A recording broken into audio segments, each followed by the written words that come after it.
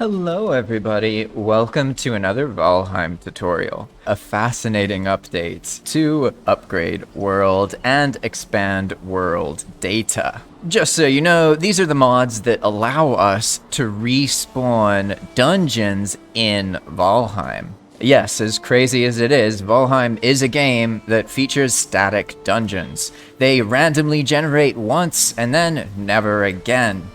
Luckily, we can use Upgrade World mod, which is only run on the server. And this allows us to respawn the locations so the dungeons get repopulated anew. If you want to support my work, then consider renting your own dedicated Valheim server. More about that later in the video. Let's bring you up to speed by showing you exactly what I'm talking about. Because if you don't understand this, you won't understand why this simple update is so awesome. Let's go into this cave here. We can see the layout of this frost cave is a tunnel on the left, another barrier in front, and then a sort of turn on the right. It looks like it's a dead end. Yes, this is a dead end. Now we're back outside and we can reset the dungeon. I'm going to use this command and just get it started. It doesn't really have to load much else, so it's very fast, and boom, it just respawned a new dungeon. And we go inside, and we see that we have our new wall, right? We break our wall, and what do we see here? We still have a barrier to the forward position, but then to the right, look at that, we now have a tunnel instead of a dead end. And then over here, we have another tunnel, but with a different layout. Yes, this is now possible. You can have resetting layouts in your infested mines, your goblin camps, and your mountain caves. In normal Valheim, goblin camps don't respawn. If you use Upgrade World mod, you can respawn them, but if you pay attention, you'll see that they actually just reset into the same layout. It's using the same seed, so it's not really regenerating everything in a different place. So we're going to force the goblin camp to respawn, and then boom. Did you catch that? Those aren't the same huts. The same circumstances didn't repopulate. Instead, it re-rolled a new seed. And boom, let's do it again. Look at that. Now we have a bigger goblin camp with one of the, I call them the chieftain's huts, right? This isn't normally possible, and it's all thanks to Upgrade World mod, and in particular, a recent update to expand world data. But before you get all gung-ho and start installing stuff without installing server dev commands and getting ahead of yourself, let's make sure that you can really understand what's going on here. We see that the location is still in the same place, and we are running a command. This command specifically is an Upgrade World mod command, and it allows us to make locations, which are dungeons and goblin camps, these sorts of things, respawn whenever we want. So what I'm doing here is saying, Upgrade World mod, reset this goblin camp at the zone that I'm at right now. Go. And then, boom, it does it. But normally, it wouldn't be in a new seed. So the magic that has changed is very simple. What you see here is an automatically generated file that will show up after you have expand world data. It's called expand dungeon. This right here is the entry for the goblin camp location, which is the name of the thing right behind us, this goblin camp 2. And the magic all comes from this part right here. randomSeed true. All you have to do is install the correct mods, and then you'll get this text file. It will look pretty much like this, but it won't have this part. It'll just be like this. So what you're gonna do is just add another line, and then fill it with this string. randomSeed, true. It's very simple, very easy. And this is some glorious, glorious, wonderful stuff that's going to make it so each time your location resets, it actually gets a new layout. In the same file that we added the randomSeed field to, you can actually go up and see these max rooms and min rooms.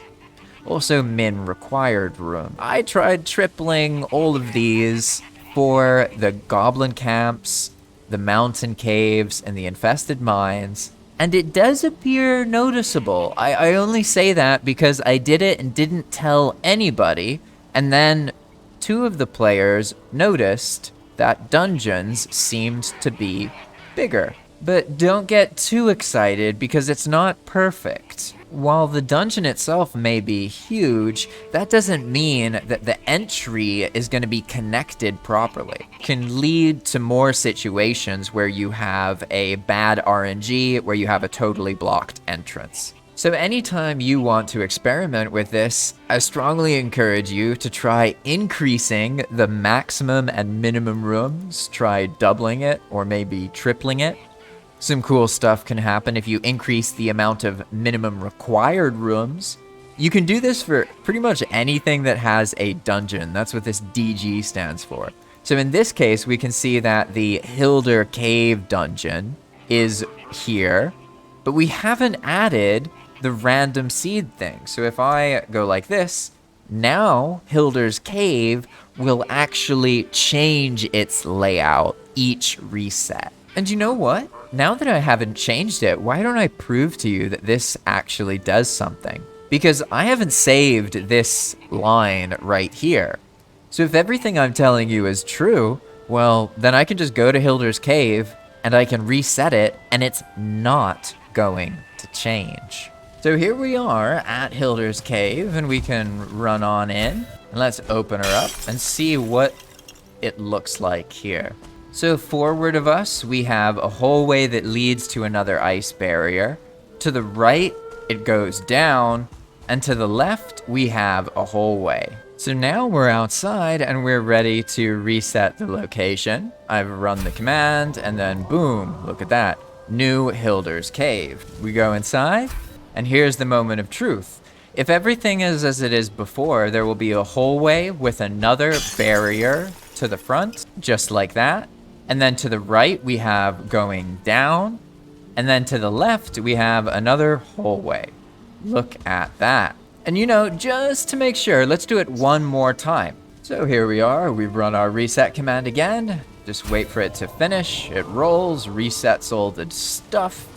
Jump back on in. And look at this. I can already tell, because I've already done this, it's the same layout. We have going forward and then another wall. Going down to the right, and then to the left, we have the same situation. So obviously, the monsters can change, but the layout will always be the same. And this really is quite a pity, to be honest, because most of the really cool dungeons, such as the Frost Caves and the Infested Mines, and honestly, Goblin Camps, I love them as well, they're one of my favorites, they really benefit from this kind of thing. There's so much more depth to them than you realize, but because you're stuck with the same seed and you have to go find a new one over and over and over again and deplete it, that process ends up being very tedious. So in this case, all we have to do is save this file. Now with random seed set to true, then we're going to refresh and wait for the refresh to update. And now we're ready. The file is refreshed. So let's use the exact same command, nothing different. We refresh the dungeon and let's see what happened. All right, so far, same old nonsense, right? But then boom, what do we have here? Well, this is actually a Path of Magic thing. There's these ice blocks you have to mine through in certain situations. But I can already tell, look at that. This is a different seed. This isn't the same hallway it was before, is it? You see this? This is a dead end. Yeah, there's a wolf and a treasure chest, but don't worry about that. That's more Path of Magic nonsense. I'm just gonna reset the dungeon again to really prove my point. Same command, just wait a moment, and then boom, flashes new dungeon right in front of us. And now we go in, and it should be easier to see what I'm talking about. We break the initial entrance, and boom. Look at that. This tunnel, different situation, right? And then forward, instead of an ice block, we have something going down. And then over here to the left, we have an ice sheet. Come on, you see what I'm saying? This is absolutely a new seed. And you saw how it wasn't changing before. That's what I'm telling you. The world in Valheim has become so much more accessible. And you know what? There's more that I want to show you. Because you won't really fully activate the magic of this kind of stuff unless you automate the reset schedule. And it's actually quite easy to do that. I'm going to start you off very simple. First off, I may focus on Expand World Data or Expand World Prefabs, but in general, there are some other mods by year that you must have on the server for things to work properly. Server DevCommands is an absolutely critical mod for anybody interested in anything related to Valheim servers. You'll have problems with messaging and features not working and all sorts of other things because this mod is needed by Upgrade World and everything else. So first things first, make sure you remember to install Server DevCommands on the server. Once you've done that, you can then install Upgrade World. And because you installed Server DevCommands, you probably won't have any issues with Upgrade World mod. Because the issues with Upgrade World mod usually come from not having Server DevCommands installed. That means that you need to get Server DevCommands, and you need to get Upgrade World. But these two mods alone aren't going to be enough. This is just going to allow you to reset the dungeons with a command. There's two things missing. You won't be able to reroll the interiors or schedule the resets to occur without you writing the command. That's where cron job would come in. Cron job allows us to automate dungeons that get reset. You may think that your players are going to build and build to their heart's content and you're all worried about destroying their bases, but trust me, the game's much deeper for most of these players if the dungeons respawn. Once you have cron job, you'll be able to schedule everything, but cron job won't allow you to adjust that random seed value that we saw earlier. And that's because it is handled by another Year mod that is only required on the server called Expand World Data. Expand World Data actually allows a whole bunch of other stuff. You can run it in server-side mode, which is what I do and what you'll do if you have vanilla clients in mind. But not to fret, because that's all we need. Once you have Expand World Data installed on your server, all you have to do is turn the server off and back on again. This is going to generate the file that you need to work with. Go into your server's FTP browser or your local folder, and then identify the BepInEx folder. Then go for config, and we're going to go down to Expand World. Path of Magic is all built with Expand Prefab, so there's a bunch of nonsense here. You won't see any of that. All we care about is this file, the Expand Dungeons file. It will be automatically generated and populated. That'll allow you to find the dungeon that you want to adjust and then scroll down. You'll be able to adjust the maximum and minimum rooms, and additionally, you'll be able to add this randomSeed true. That is how you randomize the layout of the more advanced dungeons, the infested mines, the Goblin Camps, and the mountain caves. And the last piece of the puzzle is just the reset routine with cron. Luckily for you, I already have a more complicated situation on Path of Magic. So all I need to do is just share a simpler version with you in this YouTube video. All you have to do is look at the pinned comment by me, and that is the cron schedule that you can start with the mods that I've shown. This will allow all of the players on the server to have a respawning dungeon experience without having any mods. And now you have it. You know everything that you need to do to be able to provide a respawning dungeon experience on a Valheim server. I really encourage you to try this out. It enriches the experience a lot. And there's even more ways that you can take more control of what shows up inside these dungeons without getting too much into coding or any of that kind of nonsense.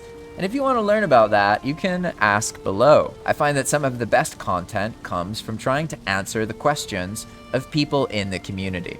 So feel free to share what you're concerned about, what you want to learn about, because chances are there's loads of other people who feel exactly the same way.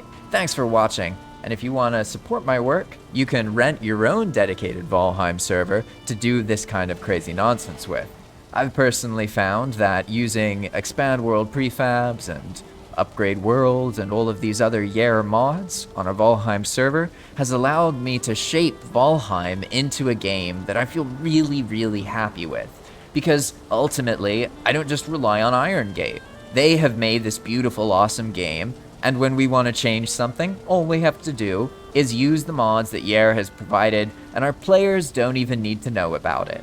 In this way, we have so much control over the Valheim experience. It's a whole new world, and I'm excited to see what kinds of things other people create. Thanks for watching, and I'll see you in the next video. Bye-bye.